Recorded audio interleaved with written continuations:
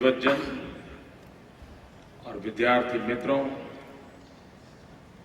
गुजरात की धरती पर आप सबका बहुत बहुत स्वागत करता हूं।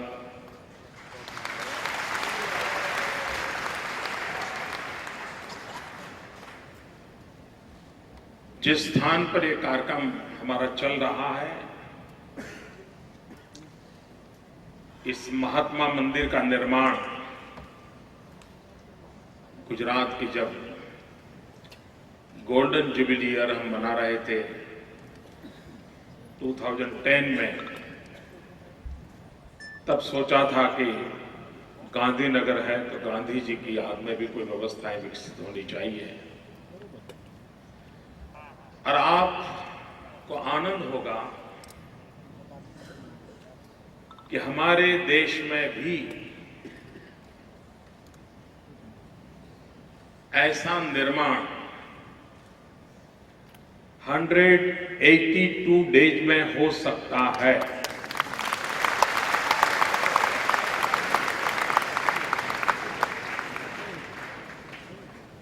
इस महात्मा मंदिर का प्रमुख हिस्सा 182 दिन में तैयार करके हमने 2011 का हमारा वाइब्रेंट समिट यहां पर किया था। कहने का तात्पर्य यह है कि हमारे देश के पास अपार क्षमता है, विपुल संभावनाएं हैं और ढेर सारी आकांक्षाएं हैं। आवश्यकता है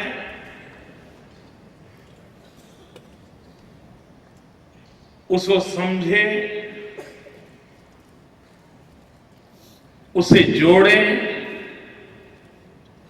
और देशवासी इसके लिए जुट जाएं तो सब कुछ संभव है।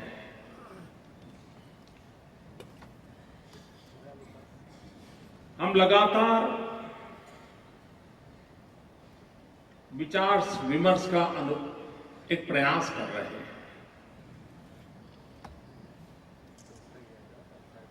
हमारा एक कन्विक्शन है कि देश के भिन्न भिन्न भागों से बहुत कुछ सीखा जा सकता है। देश के विद्वज्जनों से बहुत कुछ सीखा जा सकता है। दुनिया से भी बहुत कुछ सीख करके हमारे देश के काम लाया जा सकता है। तो ये अवसर हम गुजरात के लोगों के लिए सीखने का अवसर है, जानने का अवसर है, समझने का अवसर है और हमें ज्ञान देने के लिए, शिक्षा देने के लिए इतनी बड़ी मात्रा में आप आए हैं। इसलिए मैं हृदय से विशेष रूप से आपका अभिनंदन करता हूं, स्वागत करता हूं। एक प्रकार से भारत का युवा मन, एक प्रकार से भारत के युवा शिक्षा विद्या का रूप, इसका एक लघु रूप आज इस महात्मा मंदिर में इकट्ठा हुआ है। मुझे बताया गया इस कार्यक्रम में यूनियन टेरिटरी एंड स्टेट्स मिलाकर के 33 राज्यों से इस समारोह में लोग शरीक हुए हैं। हिंदुस्तान के 100 से अधिक वाइस चांसलर एंड डायरेक्टर इस समारोह में मौजूद है।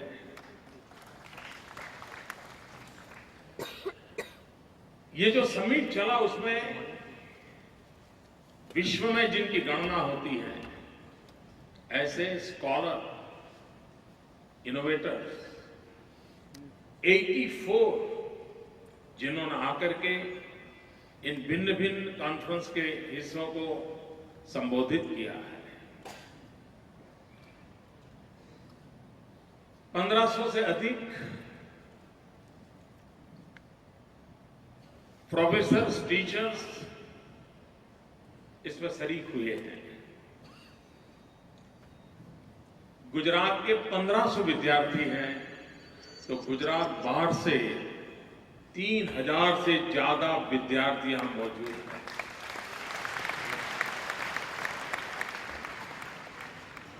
यहां करीब 40 देशों के 200 के अधिक स्टूडेंट्स भी मौजूद हैं। आप कल्पना कर सकते हैं कि शिक्षा के लिए चिंता करने वाला ये प्रयास, उसकी उपस्थिति को देखा जाए तो भी ये कितना महत्वपूर्ण है। मैं इसमें सहयोग देने वाले इस कार्य को आगे बढ़ाने के लिए हमारे डिपार्टमेंट के सब लोग, यूनिवर्सिटी के सारे साथी और देश के अन्य कोनों में से जिनकी मदद मिली उन सबका मैं हृदय से अभिनंदन करता हूं, उनका धन्यवाद करता हूं।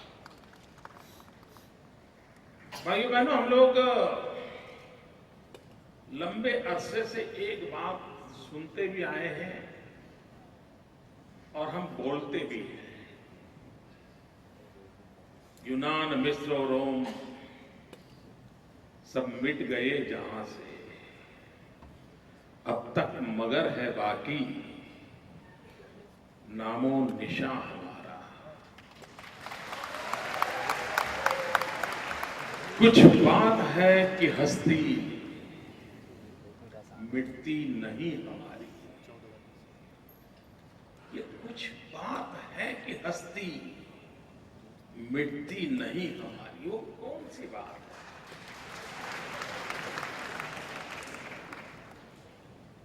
कभी तो सोचें, क्या कारण है? हजारों साल की ये परंपरा, हजारों साल पुराना ये समाज, ये हस्ती मिट्टी क्यों नहीं?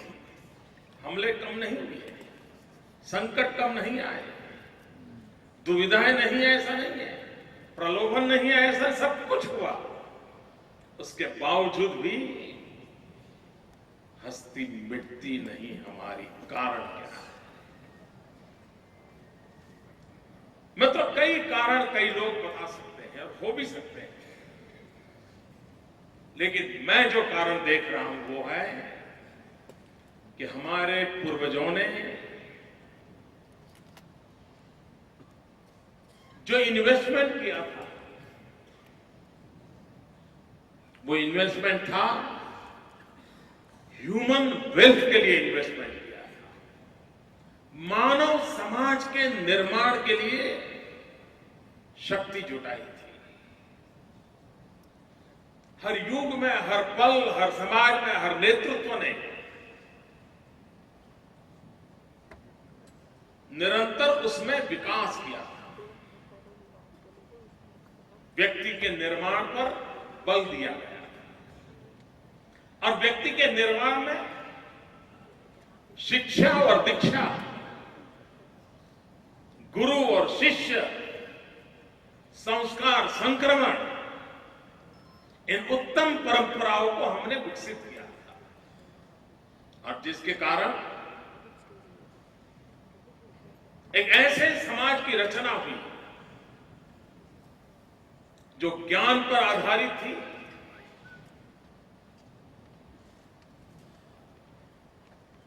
उसके सारे पैरामीटर डायनेमिक थे, वे बदलाव को स्वीकार करने वाली व्यवस्था वाले थे, युगानुकूल परिवर्तन को स्वीकार करने वाला समाज बनाया। ये जो ज्ञान की परंपरा की हमारी जो विरासत है, और इसी के भरोसे आज हम कह सकते हैं कुछ बात है कि हस्ती मिटती नहीं हमारी।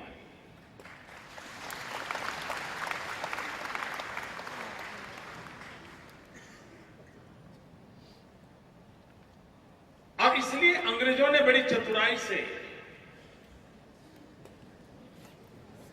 बहुत चालाकी से इसी पर वार करने की कोशिश की।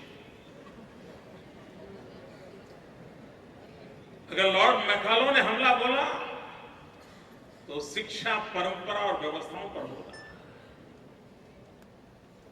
बाकी किसी ने हमको डुलाया नहीं, हिलाया नहीं, डराया नहीं, लेकिन ये एक ऐसा इंजेक्शन हो गया जिसने हमारे भीतर की शक्ति को झकझोर डाला। समय की मांग थी कि देश की आजादी के बाद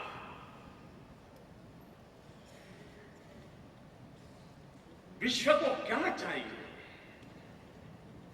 आने वाली कल कैसी होगी, समाज कैसा होना चाहिए, क्या यह देश विश्व को कुछ देने का सामर्थ्य रखता है कि नहीं रखता?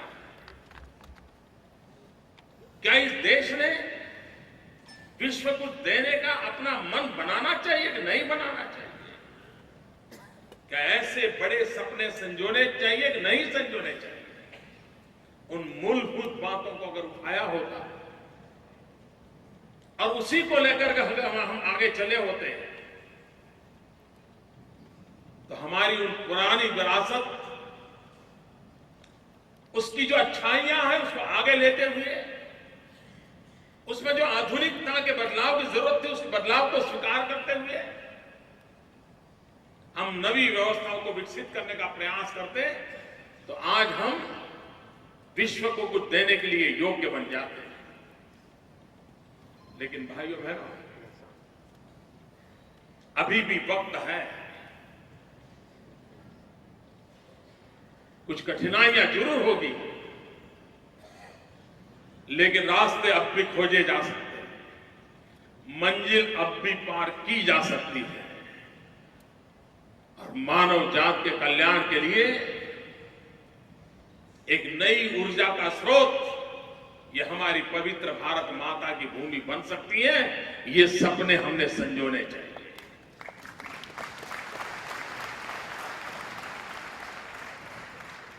आज कठिनाई क्या हुई है?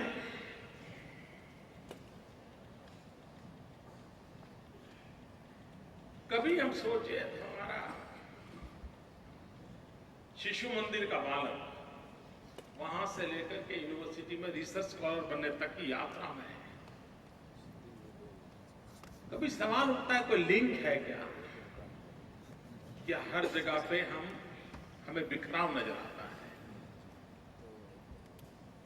अगर ये पूरी विकास यात्रा इंटीग्रल नहीं है, अगर वो सर्कल के रूप में है, छोटा सर्कल, फिर बड़ा सर्कल, उससे बड़ा सर्कल, उससे सर्कल, तो मैं समझता हूं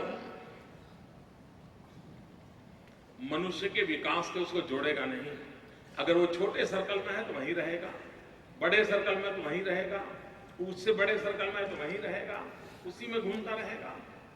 और इसलिए जब हम इंटीग्रल की बात करते हैं तब एक छोर से हम शुरू करें, राउंड करते करते करते करते उसी सर्कल को बढ़ाते चले, विस्तार करते चले व्यक्तित्व का, जो व्यक्ति से लेकर के समूह से समाज से समष्टि तक अगर उस यात्रा को आगे बढ़ाता है तो उसका व्यक्तित्व का विकास होता है। हम वो लोग हैं जिसने कहा है कि नर करनी करे तो नारायण हो जाए।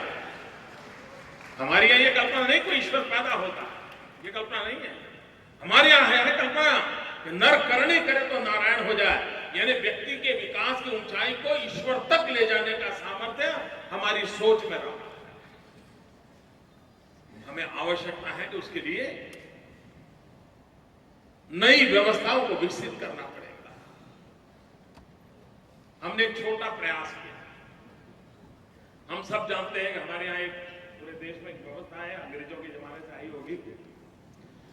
जब स्कूल से हम पढ़ करके निकलते हैं तो कैरेक्टर सर्टिफिकेट देते हैं और जहां भी जाते हैं वो कैरेक्टर सर्टिफिकेट देते रहते, दिखाते रहते हैं। और देश के करोड़ों करोड़ों नागरिक के कैरेक्टर सर्टिफिकेट के शब्द एक ही प्रकार के हैं। एक ही सॉफ्टवेयर से निकले हुए सारे कैरेक्टर सर्टिफिकेट।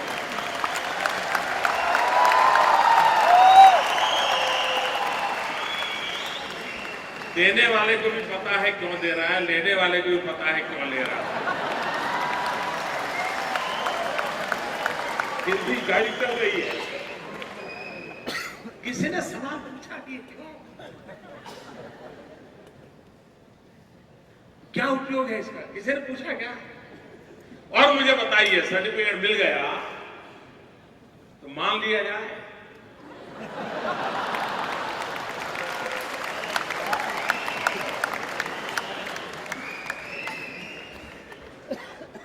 आवश्यकता क्या है? मैंने हमारे सरकार में सुझाव दिया है, उस पर अभी काम चल रहा है। क्यों न हम बालक को एप्टीट्यूड सर्टिफिकेट दें।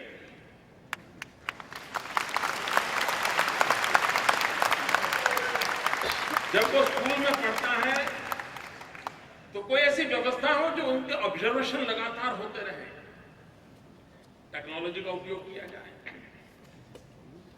बारी बारी से उनसे संवाद करके निकाला जाए, उनकी दिनचर्या को देखा जाए, उनके फैमिली को देखा जाए, तो ध्यान में आएगा कि भाई ये बड़ा साहसिक है, इसमें एप्टीट्यूड है।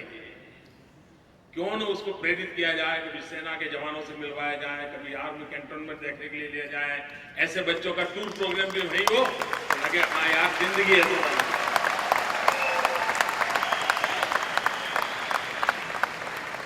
स्कूल के 10 बच्चे हैं, उनके हाथ में कोई भी चीज आई तो तोड़ फोड़ करके देखते हैं अंदर क्या है, मतलब उसके दिमाग एप्टीट्यूड है रिसर्च करने का, वो जानना समझना चाहता है।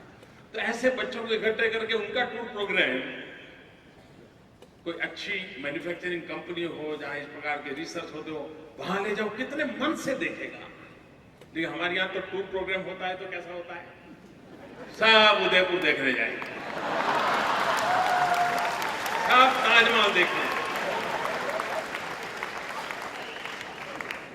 कहने का तात्पर्य यह है कि मित्रों, हम माइंड अप्लाई नहीं करते।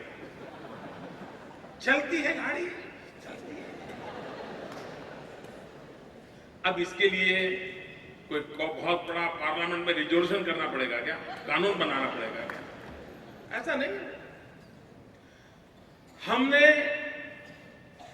सिलेबस को बल दिया है, आवश्यकता है हम एक एक बच्चे को सेलिब्रिटी माने और उसके जीवन पर बल दें, हम फिर क्या बदल सकते हैं।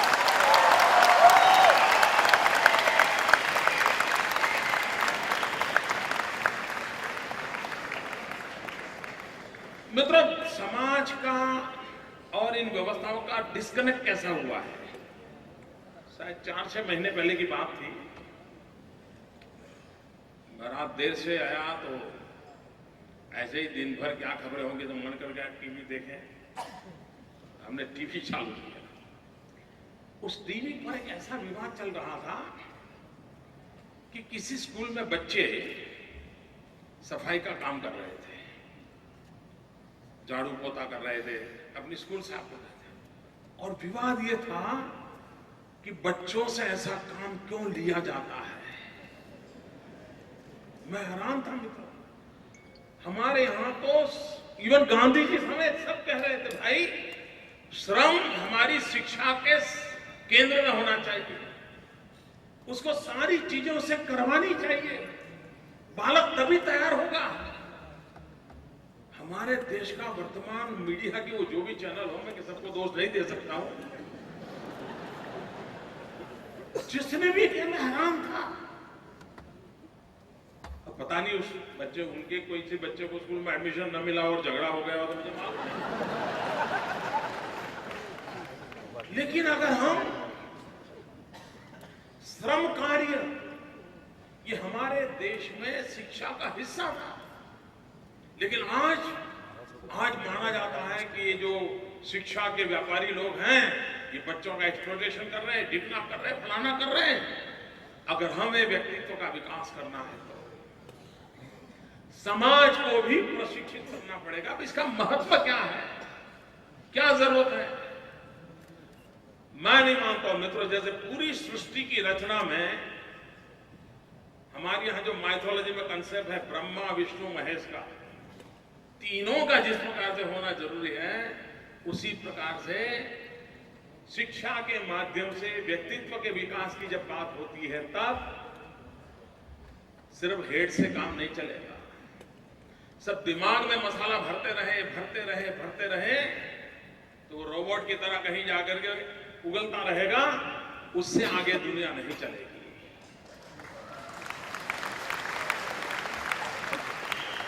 और इसलिए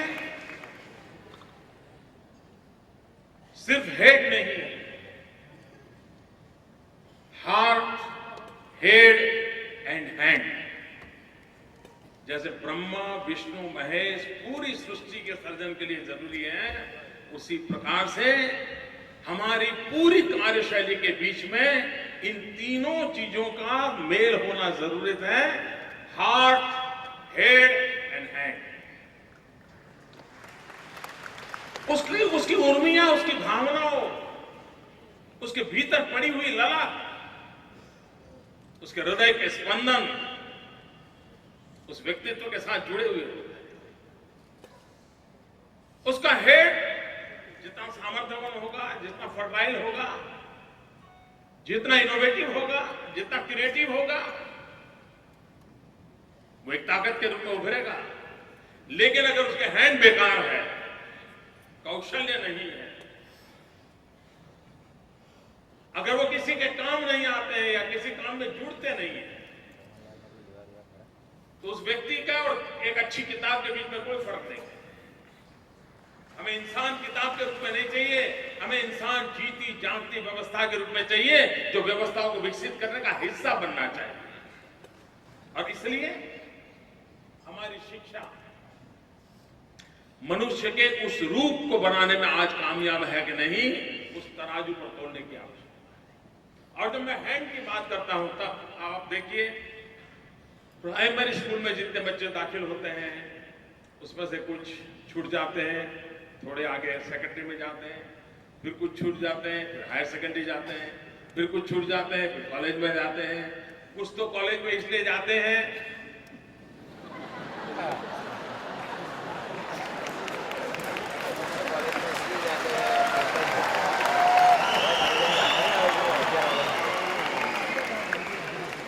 तो आपने सोचा, वो मैंने नहीं सोचा।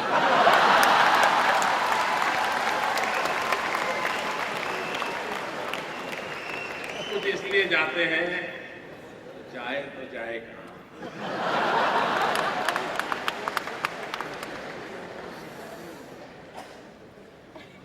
और उसमें भी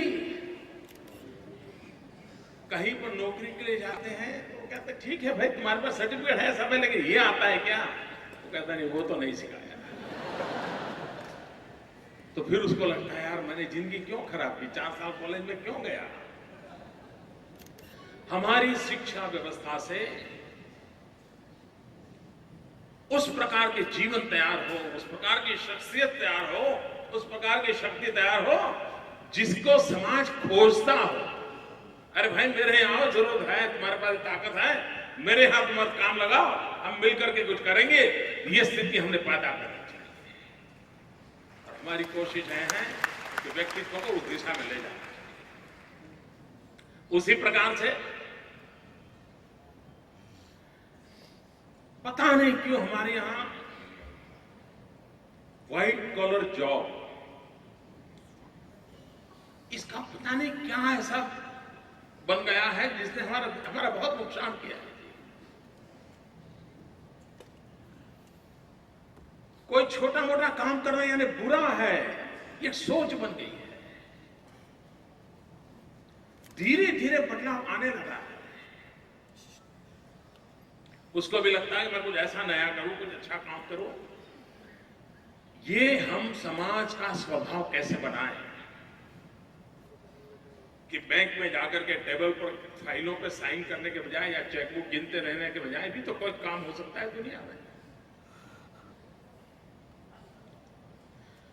एक बार मैं एग्रीकल्चर के कार्यक्रम में गया था।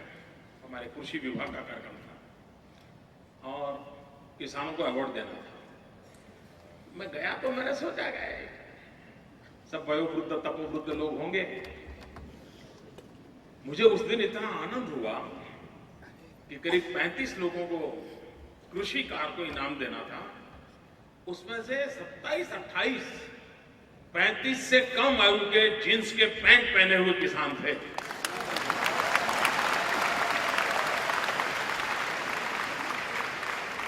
मन को इतना आनंद हुआ कि नई पीढ़ी में भी अब एक बदलाव आया है। मुझे अभी कुछ विदेश से 1-2 लड़के आए थे, मिलने आए थे, तो कुछ करना चाहते हैं। मैंने क्या सोचे? तो बोले हम, हमारे यहाँ गुजराती में शब्द है तबेला, जिसमें गाय भैंस रखते हैं बड़ी संख्या में। आज उसको डेयरी कहते हैं। उसने कहा मैं गाय भैंस रखूंगा, उनका लालन पालन करूंगा और दूध का एक बहुत बड़ा मार्केट कैप्चर करूंगा। मैंने कहा यार गुजरात में क्या करोगे, अमूल है जो दिनेश सिंह की रगों तक पहुंच गया है। उसने कहा भले रहा अमूल साहब, मैं करके दिखाऊंगा। ये जो मन की रचना तैयार होती है वो सिर्फ किताबों से नहीं होती है। हमने वो एनवायरनमेंट क्रिएट करना पड़ेगा। हमने वो एनवायरनमेंट क्रिएट किया है क्या हमारे यूनिवर्सिटी कैंपस में, हमारे कॉलेजेस में, जहां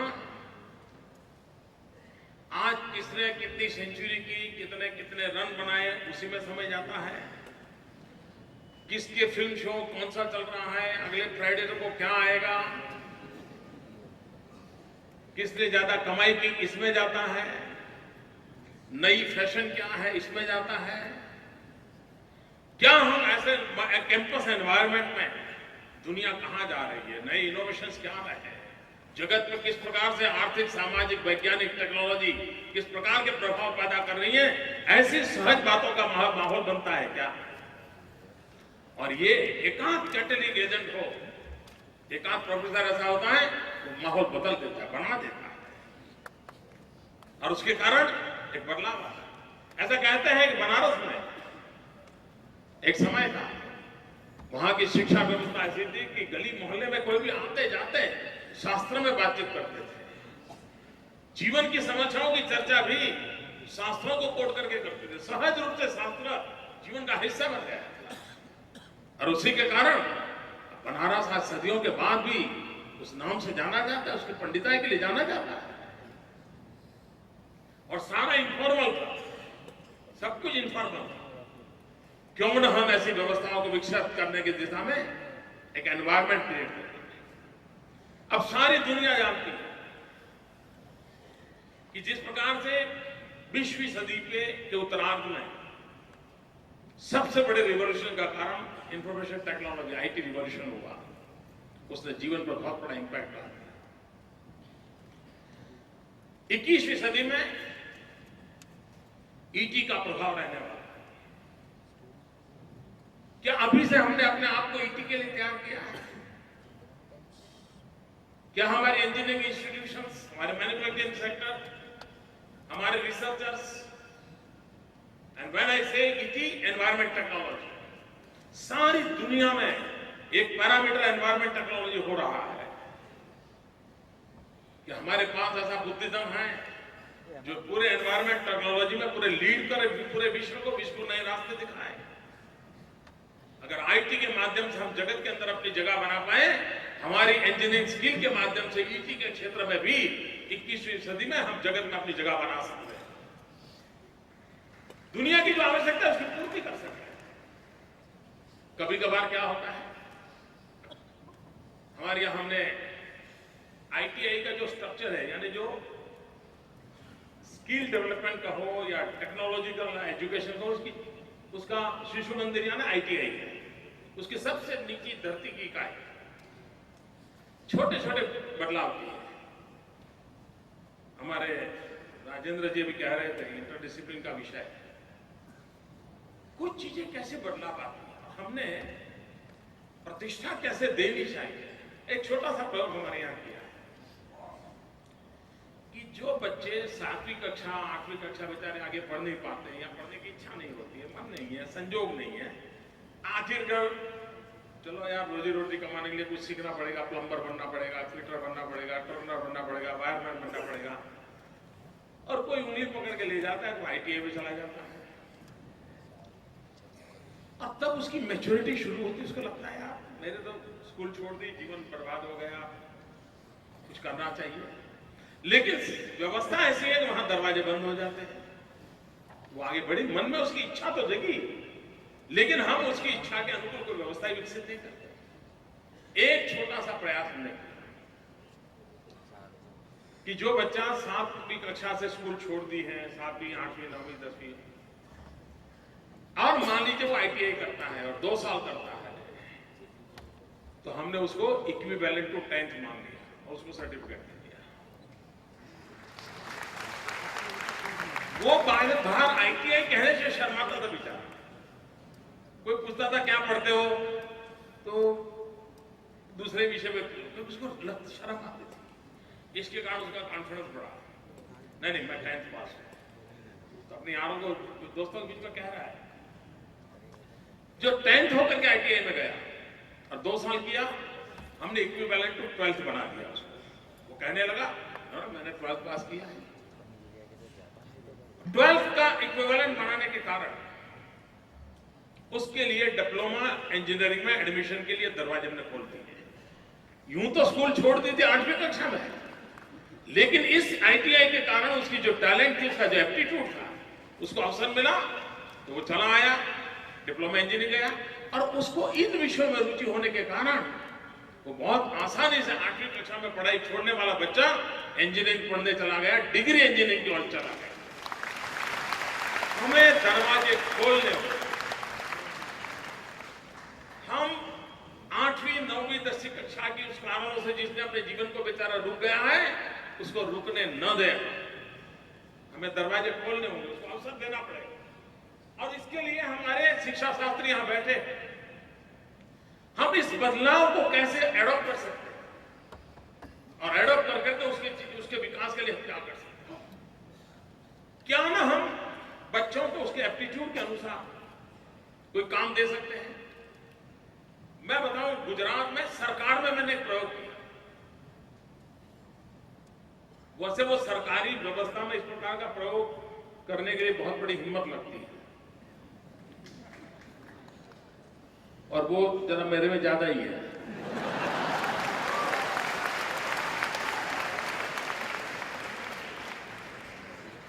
सरकार में पद्धति क्या होती है, हर अफसर ऊपर से नीचे तक और नीचे से ऊपर तक जो निर्धारित काम है उसी के दायरे में अपना अपना सोचता रहता है, करता रहता है, और धीरे धीरे वो रोबोट जैसा हो जाता है।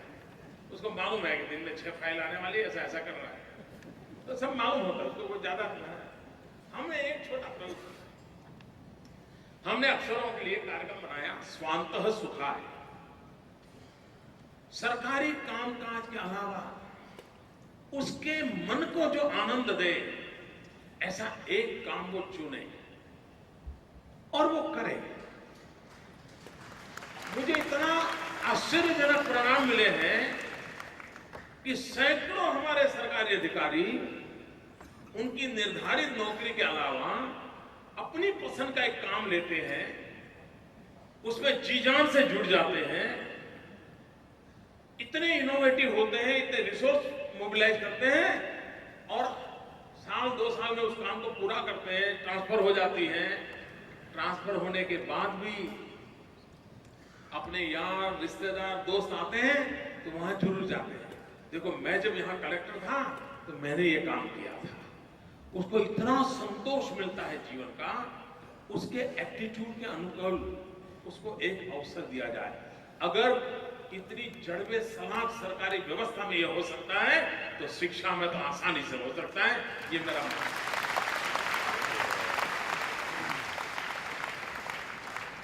और इसलिए भाइयों, ये जो हमारा मंथन है, जो मोदी कह रहा है, वो अल्टीमेट नहीं हो सकता और न होना चाहिए, लेकिन क्यों ना हम इस जोत को जलाए तो सही, शुरू तो करे, कहीं तो स्पार्क तो करे, मिले बैठे और सपना देखें 21वीं सदी में विश्व को कुछ देने का सामर्थ्य देखें। और एक बात निश्चित है, लोग कहते हैं 21वीं सदी हिंदुस्तान की सदी। अब 21वीं सदी हिंदुस्तान की सदी क्या मतलब क्या भाई? कुछ तो बोलो, डिफाइन करो कैसे क्या।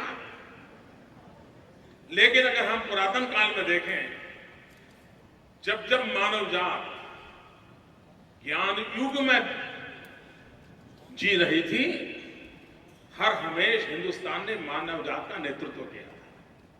21वीं सदी भी नॉलेज की सदी है, ज्ञान की सदी है।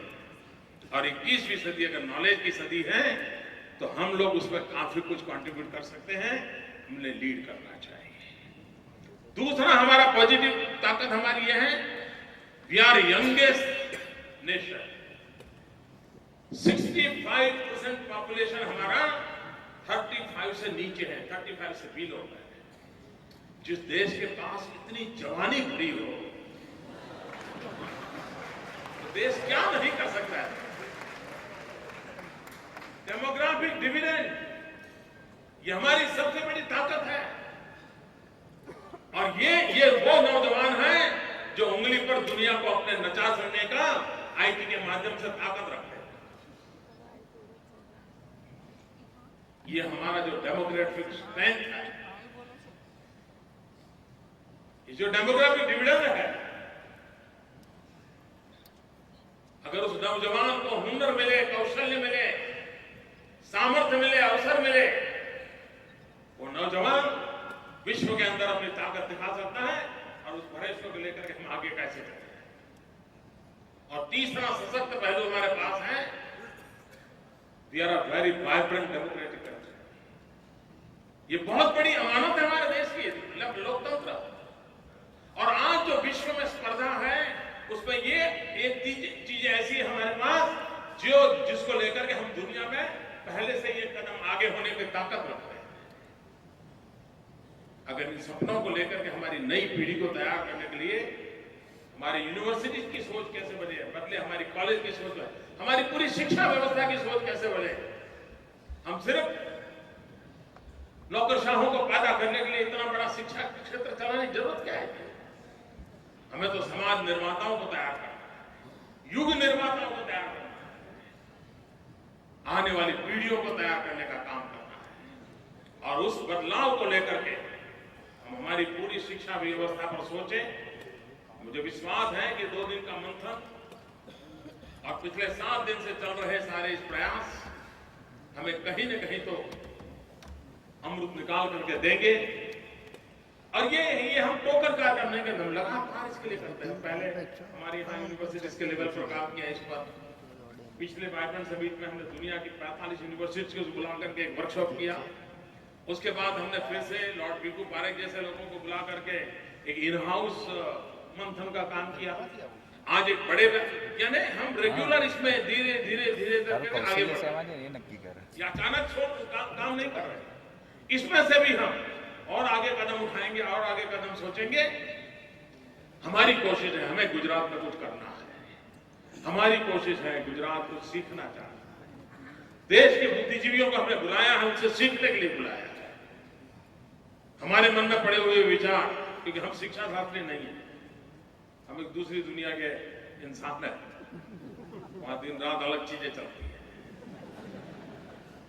लेकिन हम गुजरात के लिए और कहीं तो कुछ शुरू हो, और कहीं कुछ शुरू हो तो बहुत बड़ा परिवर्तन आ सकता है। उस परिवर्तन लाने के प्रयास के हिस्से के रूप में हम आए हैं।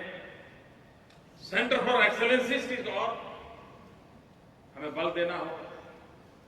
कभी कभी तो हमने देखा है कि गांव का एक किसान एग्रीकल्चर यूनिवर्सिटी के साइंटिस्ट से ज्यादा बढ़िया काम करके देता है। उस गांव के किसान ने एग्रीकल्चरिस्ट के रूप में काम किया हुआ और एक लेबोरेटरी में साइंटिस्ट कर रहा है काम। उससे अगर वो 2 कदम आगे हैं तो दोनों को जोड़ने की जरूरत है। दोनों को जोड़ने की जरूरत है। एक वेटरनरी डॉक्टर से ज्यादा एक पशुपालन करने वाली अब अनपढ़ महिला उस पशु की को कैसे केयर करना चाहिए, वो ज्यादा दूध कैसे दे, वो ज्यादा जिंदगी कैसे जिए, एक अनपढ़ पशु पालन करने वाली माँ ज्यादा जानती है। दोनों को जोड़ने की जरूरत है। इन चीजों को हम बल देंगे तो हम बहुत बड़ा परिवर्तन ला सकते हैं। मैं फिर एक बार आप सब लोग यहाँ आए, मैं आपका स्वागत करता हूँ। लता जी का तो गला बिल्कुल बोल नहीं पा रही, उसके बाद भी इस कार्यक्रम के लिए शरीक हुई, मैं उनका विशेष रूप से आभार व्यक्त करता हूँ। आप सबका स्वागत करते हुए बहुत बहुत धन्यवाद, बहुत बहुत शुभकामनाएं।